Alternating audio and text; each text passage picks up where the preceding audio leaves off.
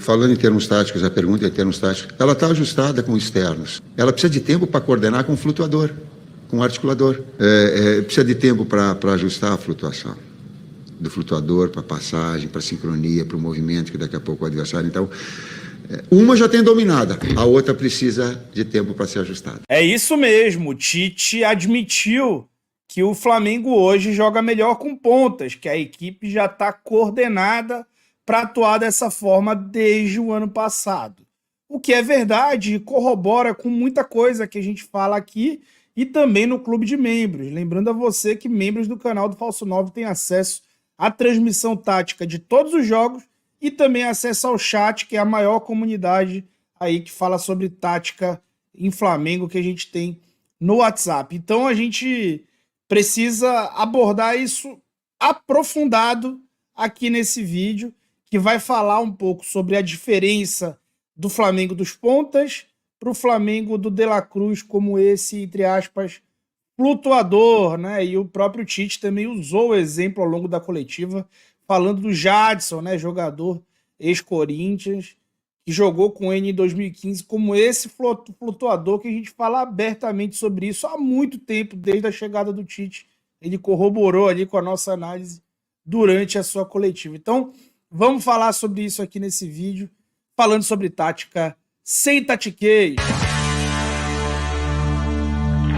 O Flamengo dos pontas tem uma coordenação entre Nico de la Cruz, Wesley e Luiz Araújo muito mais bem definida. Esses caras sabem melhor como formar esses triângulos e o canal de ataque que cada um tem que formar. Além disso, o Luiz Araújo é um pouco mais agressivo, um pouco mais vertical, como no lance do drible que gerou a assistência. Mas o principal é isso que vocês vão ver aqui.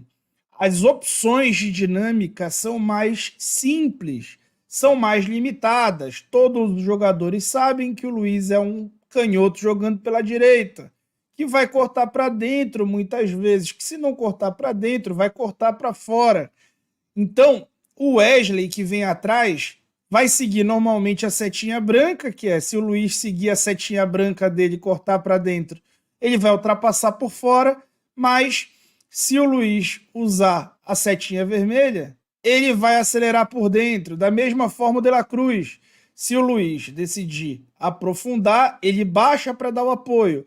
Se ele cortar para dentro, ele tenta atacar as costas desse marcador, formando essas duas opções de triângulo, o triângulo branco e o triângulo vermelho. Aqui nessa jogada, vejam como o Luiz cortou para dentro e aconteceu exatamente aquilo que a gente falou. De La Cruz atacou as costas, acabou não recebendo, e o Wesley ultrapassou por trás. A gente vai ver isso muitas vezes ao longo do jogo, inclusive gerando chances de gol. Aqui, ó, a bola vai para o Luiz Araújo e o Wesley detecta que a bola está indo, e aí quando ele detecta, ele acelera a corrida para fazer a ultrapassagem. A mesma coisa vai acontecer com o De La Cruz agora, ó. Ele vê que o Luiz Araújo vai cortar para dentro e agora ele decide dar um apoio e vai devolver nele essa jogada que vai gerar uma finalização do Gabigol. Aqui, isso vai se repetindo algumas outras vezes, né?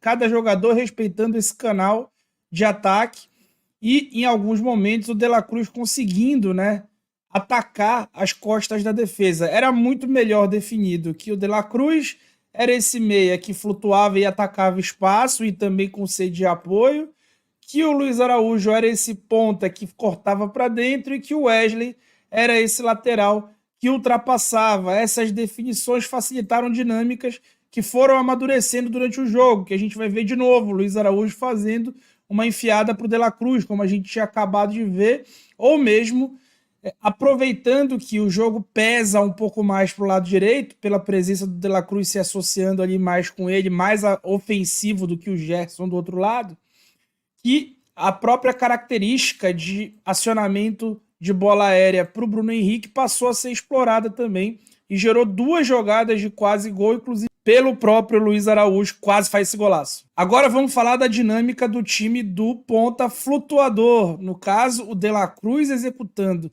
aquela função do Luiz Araújo, porém com uma outra leitura de outro jogador que ele é. A gente vai ver um time se associando mais por dentro e gerando mais do que triângulos, digamos assim, aglomerando mesmo jogadores pelo corredor central e deixando essa aglomeração, entre aspas, muito menos definida. Ora você vai ver o Arrascaeta por dentro, ora você vai ver o Arrascaeta pela direita, ora vai ver o De La Cruz por dentro, ora o De La Cruz pela direita, ora o De La Cruz pela esquerda. O time que não guarda amplitude, guarda muito menos vezes amplitude e acaba concentrando aí nessa jogada 7 jogadores dentro de um corredor central, o que acaba em alguns momentos facilitando essa marcação do time adversário, né? Como foi nesse primeiro tempo, especialmente, que o Flamengo quase não conseguiu gerar chances de gol. Quando a dinâmica ia para o lado direito, aqui a gente pode ver que quem está fazendo essa ultrapassagem por fora é o Arrascaeta, enquanto a bola chega no Wesley. E que primeiro o Pulgar ataca um espaço ali, ou seja, o primeiro volante atacando esse espaço, e depois o De La Cruz vai gerar essa ultrapassagem, como se ele estivesse ocupando a vaga do lateral. Isso varia mais dentro dos jogos.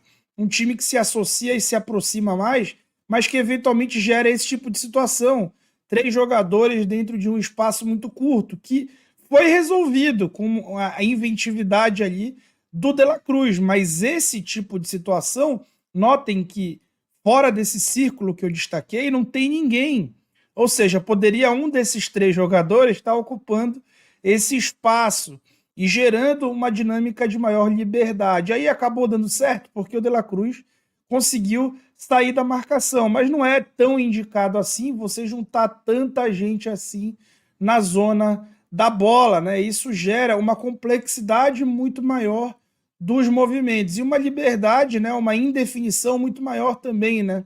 Menos definições ali específicas, como a gente mostrou, que geram uma espécie de improviso, digamos assim, que vai demandar de muito mais entrosamento para dar certo. Indo para uma imagem aqui que vai deixar muito claro, a gente mostra primeiro o De La Cruz no jogo contra o Vasco, que ele jogou como esse cara flutuador. Vejam como no corredor lateral, dividindo o campo em 5 faixas longitudinais aí, simbolizadas nessa linha tracejada vermelha, vejam como o De La Cruz tem uma atuação muito mais abrangente no campo todo, mas que o principal foco dele acaba ficando nesse meio espaço que a gente chama, nesse corredor entre o corredor central e o corredor lateral. Porque, por característica, ele vai levar a bola para dentro, mais flutuando, mais trocando de posição, mais ocupando espaço que já está sendo ocupado pelo meia. E veja aqui como ele ocupa mesmo essa faixa central muitas vezes, e que também ocupa o corredor lateral. Quando a gente vai para do Luiz Araújo, a gente vê outro tipo de análise. A gente vê, primeiro, uma concentração muito maior na zona ofensiva e até passando a linha da área ali, mais do que o último terço, né? Fechando em último terço. Ele está muito mais em último terço aqui, mas especialmente dentro desse último terço, ele está muito mais, já mais próximo da linha de fundo e basicamente se limita ao corredor lateral. Isso gera uma definição menos complexa para ele e para os companheiros. Mas o Tite, ele optou pelo caminho mais difícil, o que eu acho louvável. Ele, muito claramente, quer fazer dar certo o De La Cruz como esse flutuador. Se o Flamengo estivesse jogando a Libertadores agora e a final da Libertadores fosse no fim de semana, eu acho que muito provavelmente ele entraria com o sistema de pontas. Mas como ele sabe que a final de Libertadores é só lá em novembro e que o Brasileirão só começa em abril, vale muito ele gastar, né, dedicar, investir esses 2 meses e uma preparação de uma ideia mais sólida, que no momento pode ser mais complexa, certamente é mais complexa, gera mais indefinições, gera maior complexidade, que necessita de mais entrosamento, mas ela de repente tem um teto mais alto, porque você vai colocar caras de muito potencial e de muita capacidade dentro de um mesmo time, se associando, jogando próximos e realmente gerando no improviso a tua grande fortaleza, como foi aquele Corinthians de 2015. O Tite decidiu o caminho que ele vai pelo caminho mais difícil, mas ele deixa claro, já tem coordenação com os pontas. E essa coordenação realmente é muito mais simples, e além de ser mais simples, já está organizada desde o ano passado. Resta saber se o Luiz Araújo continuar jogando bem, ele vai fazer isso. Entre o ponta esquerdo, ele vai preferir o Cebolinha, o Bruno Henrique, ou de repente ele está disposto a inverter essa dinâmica e colocar o Gerson pela esquerda, ou o próprio Luiz Araújo, ou o próprio De La Cruz pela esquerda, como jogou na temporada de 2019 pelo River Plate. Cenas dos próximos capítulos que o Tite talvez tenha uma ideia do que quer, mas talvez nem ele saiba exatamente o caminho que vai seguir, tendo em vista que a gente está no momento prematuro da temporada, onde é bom fazer investimentos. O Tite fez os dele. E você, está confiante nos seus? Vamos acompanhar aqui com a gente. Eu te convido para se inscrever no canal, deixar o teu like aqui e ser membro desse canal. Membros do canal pagam R$5 por mês, um valor simbólico, acesso à maior comunidade que a gente tem no WhatsApp, a maior comunidade que fala sobre tática no Flamengo. Além disso, acessa o canal onde eu faço a transmissão tática de todos os jogos do Flamengo via WhatsApp, tá bom? Convite feito, eu tô indo nessa e valeu!